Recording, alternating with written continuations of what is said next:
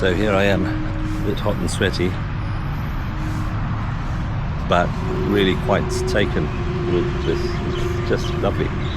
They have spent so much time and energy to make this look so well maintained, and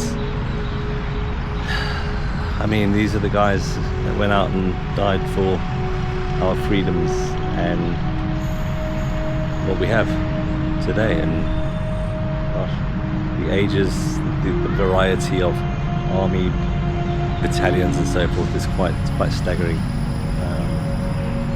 It's been quite a day today, because we went also to Hellfire Pass, and you know, to be there in the same place that guys lived and died, literally.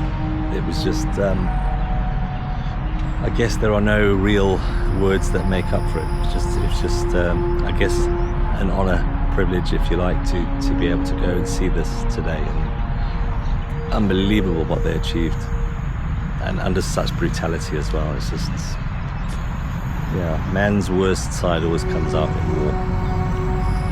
These guys will never get the chance to grow old. Just amazing, and very peaceful, very peaceful.